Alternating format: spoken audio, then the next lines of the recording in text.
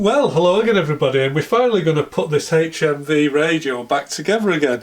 And you can see that I'm actually using for the mains cord this material covered wiring, and it's not strictly within keeping of the age of this radio, but I just think it's quite nice. So yeah, that's why I'm going to use it, because I like it.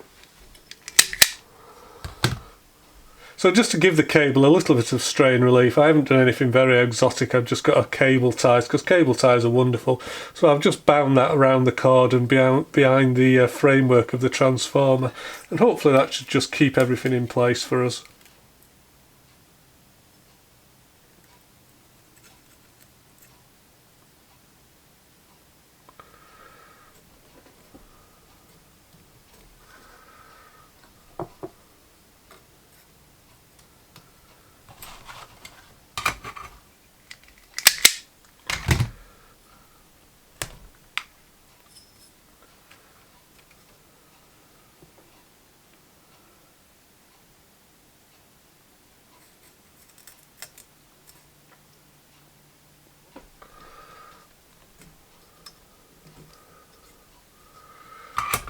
I'm not going to bother putting heat shrink around these connections or anything like that, because at the end of the day, what's the point when you've got these two enormous fuses to put your fingers on?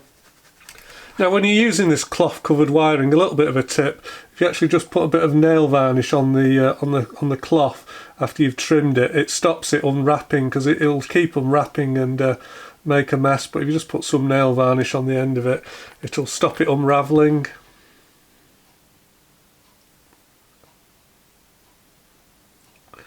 And of course you can use whatever colour of nail varnish you choose. I'm using clear.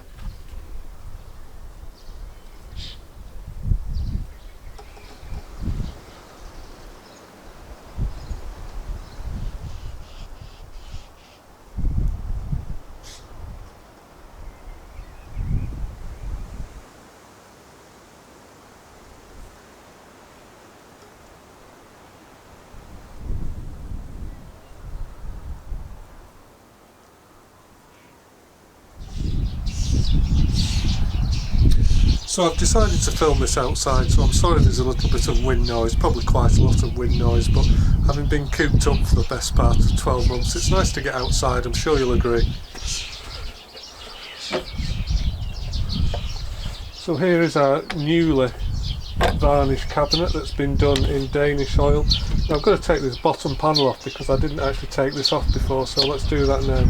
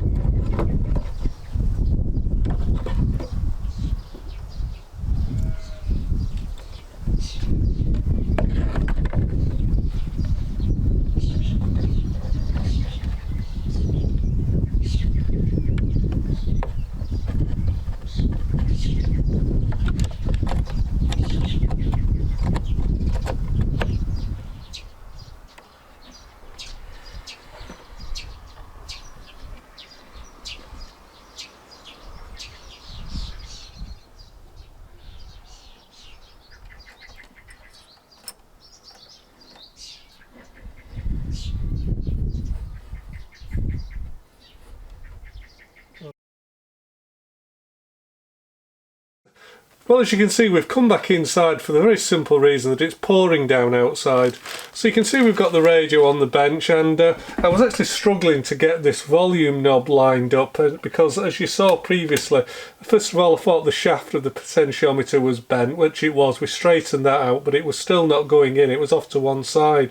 So I had a really good look at it, and although it wasn't immediately obvious, I think the chassis, the metal that the pot bolts to, was actually slightly bent. It must have been smacked hard on one side at some point in the past. So I wasn't sure how to straighten this. So one of the ideas I had to straighten the chassis was to make some kind of specialist tool that would screw in through the hole that the potentiometer goes through, and that would have a bolt on the back and basically a hand lever, and we could have grabbed hold of that hand lever and very slightly just bent it to one side to actually move the metal of the chassis so that the potentiometer would be pointing straight forward. So I did consider doing that. So what I decided to do instead of that was to employ a combination of physical violence and bad language, and I just twatted it with a big hammer until it looked straight. And as you can see, the actual shaft of the potentiometer, it still does look a little bit bent, but we are using as many of the original parts on the radio, so I decided not to change out and yeah, keep it original, and it does work.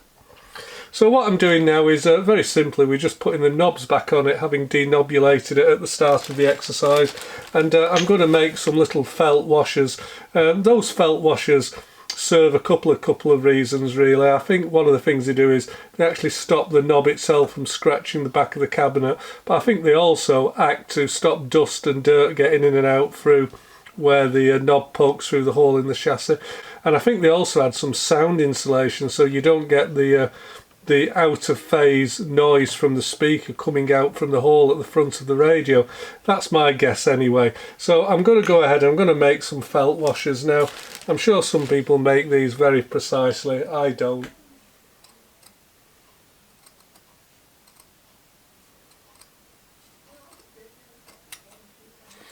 Okay, that should be good enough.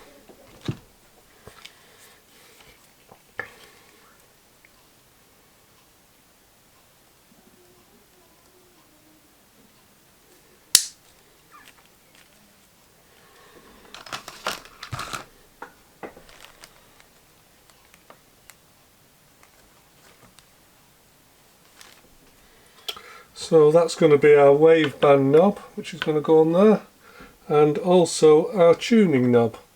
Now I haven't gone ahead and fastened the tuning cord yet to the back of these to the back of the pointer, so that's one of the next jobs. I think we'll go ahead and we'll put the knobs on first so they're not spinning round. So it's fair to say that this radio does actually require quite a bit of assembly and disassembly, so I'm kind of hoping that when it is all put back together that it works first time, because I really don't feel like pulling it all in bits again. So you can see what I think is quite unusual in that the grub screw which goes through the knob, it doesn't actually go into a hole in here, it's just a plain drill, well it's just a plain drilled hole, it's not threaded at all, and what it actually does is the actual screw goes into this slot and it just works to spread it, it squeezes it apart. I don't think I've actually seen one of these fork type ways of holding, because I guess you'd call it a fork, but I've not seen a way of holding a knob on like that before. It seems quite unusual.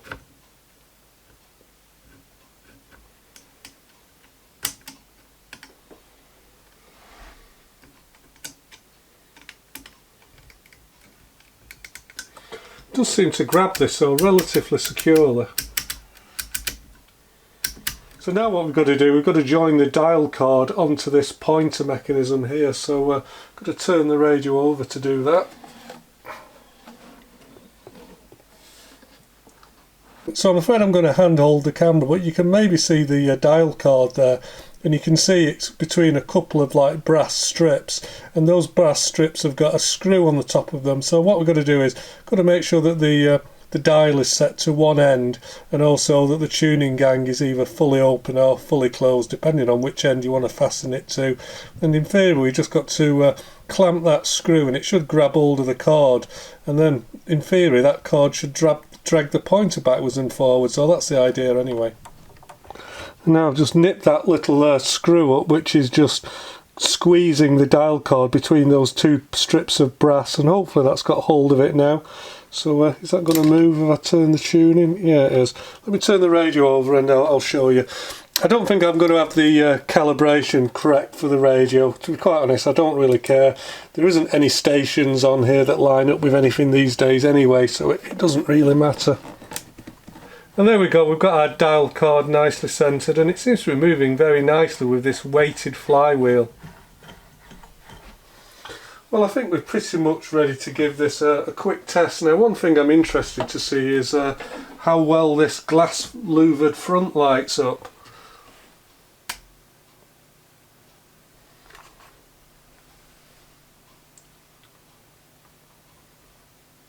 Well, I think I can hear some hum, so I think it has actually powered up. Oh yeah, I can hear a bit of noise in the background, but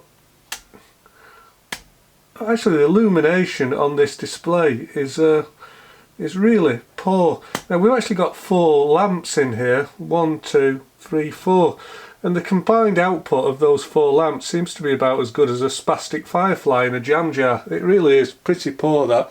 I'm just wondering if we'll get an improvement if we change. I've actually bought some new lamps here, and who knows how long the original bulbs have been in there, so let's swap them out. Maybe it'll improve it, maybe not.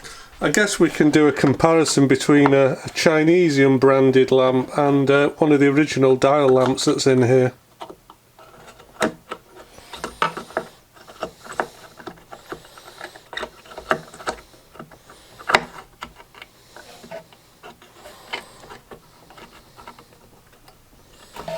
Come on, come out.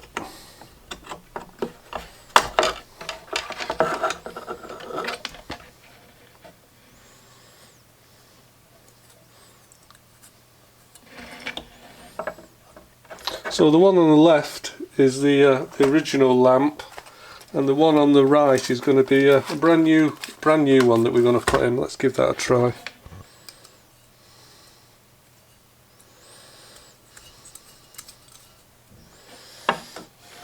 Reach under and switch the radio on. Alright, okay, well I think the new lamp, hopefully you can see that on camera, the new lamp does look considerably brighter. So I think what we'll do is we'll change all those lamps out for new ones.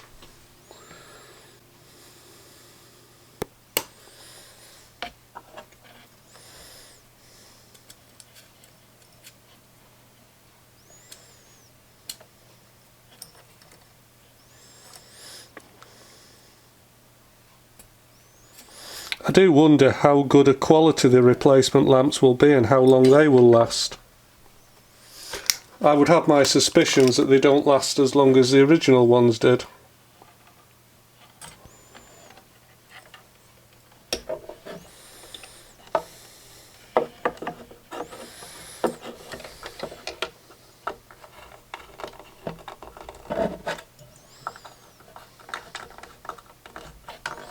I'm hoping I can get my hand in here without dismantling everything. Looks like we can.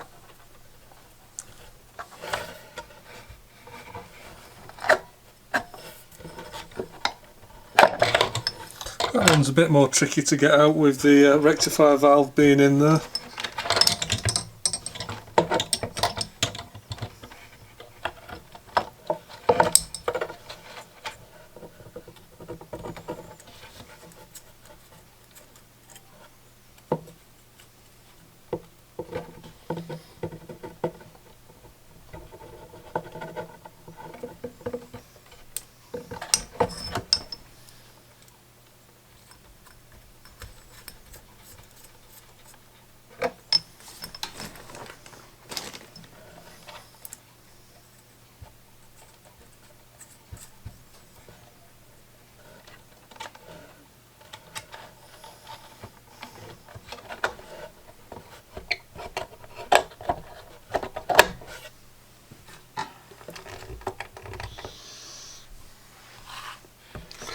Just wondering if we can also just tuck away a little bit of this wiring while we're in here.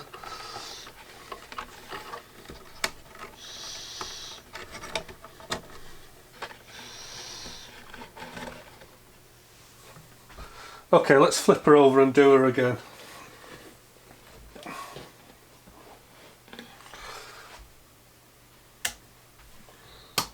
Hopefully this will be a bit brighter. Oh, and it is, that's noticeably brighter. So yeah, that was a worthwhile changing those bulbs out for sure. I wish I'd done that earlier.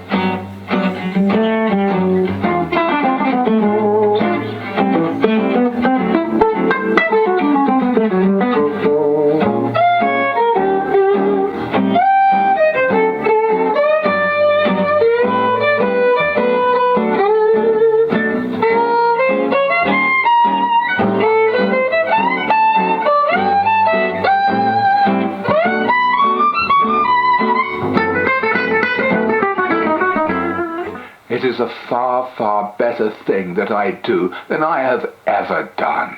It is a far, far better rest that I go to than I have ever known.